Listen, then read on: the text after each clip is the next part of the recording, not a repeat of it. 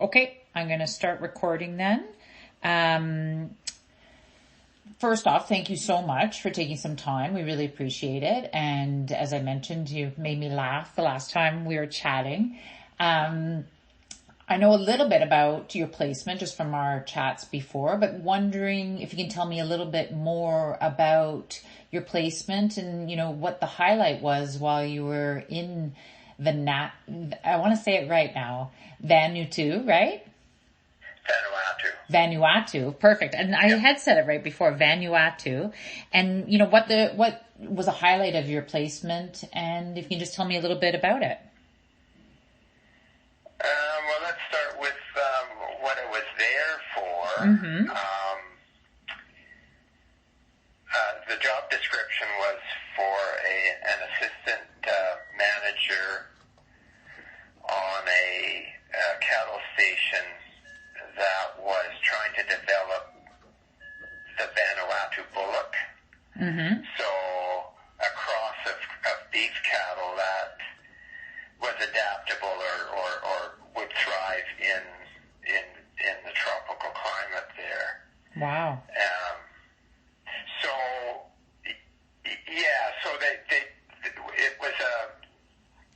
They were trying to do a mix of they had Brahmins, they had cattle bred in Africa, and then they had the French and British breeds there, mm-hmm. which had been there for a while. Mm-hmm. And they were trying to do a mix and get this superior bullock, and they had something similar that was bred up in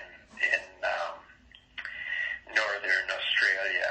Wow. That kind of seemed adapted to the climate. Mm-hmm. So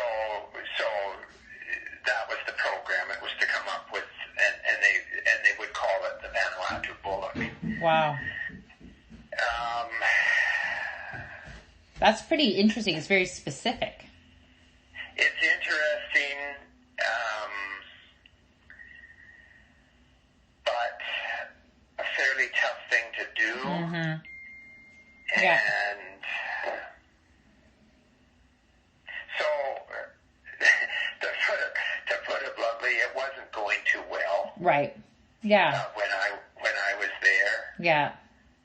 Do you think it was because it was too much of a challenge almost, or other reasons probably too?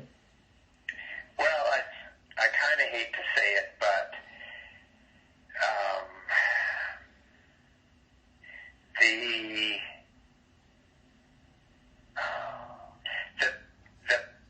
the expats that were in charge. Mm-hmm.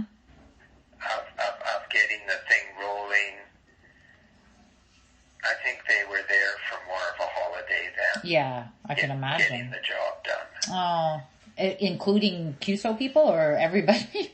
Well, I was the first QSO person on that. How old were you when you went over? What's that? How old were you? Oh, geez. 28, I think. Yeah. Wow. So I kind of expected maybe a little more. Mm-hmm. I can imagine. Yeah. And I think I was there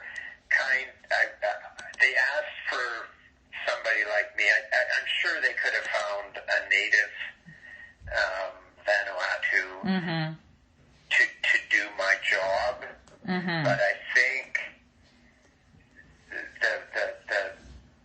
the first manager, anyways, that I dealt with, I think he wanted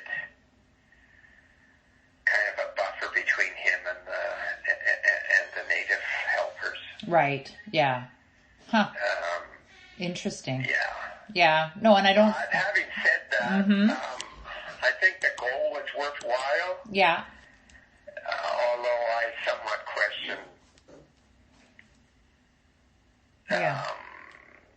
cattle as what everybody needed there. Right. Right. Was that something new? Like when I look at it, you know, it's so small and like you don't think of cattle farming on a tiny island. Well, they could raise a lot on a small area. Right. But Yeah.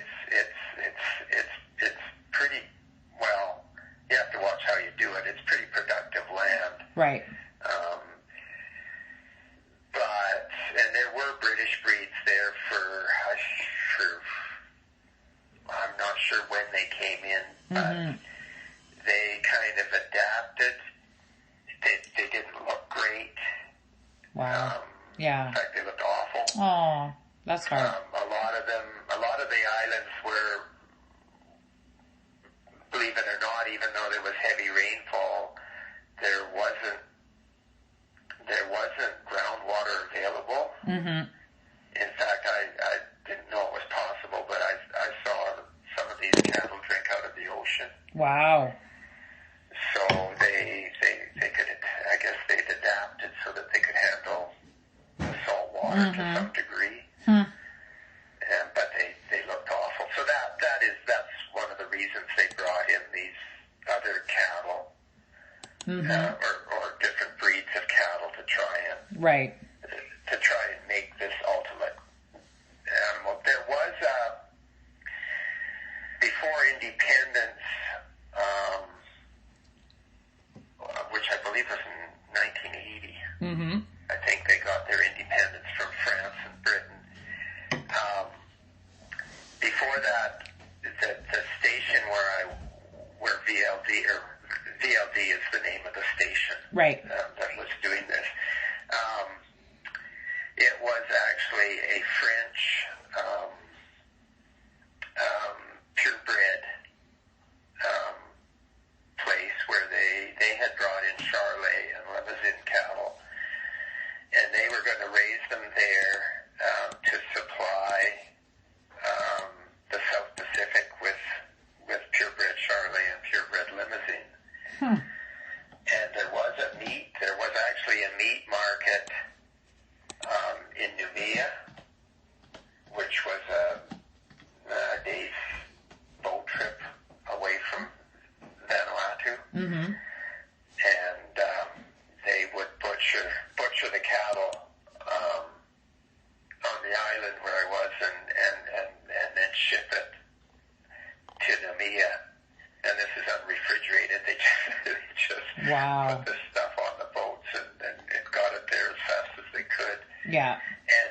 But when independence came, a lot of those places, the French were kicked off, and so the government decided that they would take over this particular station because it was set up.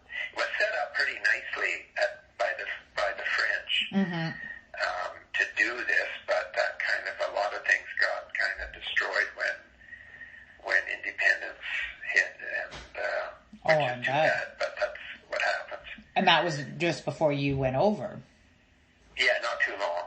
Yeah. Wow, a lot of change. Yeah. And you were there for 2 years? Just over 2 years. Yeah. Wow. And do you keep in touch with anyone that you met when you were there, whether they were, you know, nationals from the area or other volunteers? I did have contact with a couple of the workers for a short time. And yeah. I lost contact. I didn't know where. It's hard to keep in touch. Where what the address had become. And I did go back. I actually took my wife and son back 10 years after I left. And that was kind of interesting. I bet. Wow. Big trip. Some good and some bad. Yeah. Yeah. But, yeah. That must have been a big trip because it's so far away too. Did you go to other places while you were out? No. It was strictly to go there. Wow. Yeah. And I wanted to show my wife and especially my son what it was like there. Yeah. And my son was might have been 5 maybe. Young. He was really too young. He was pretty Yeah.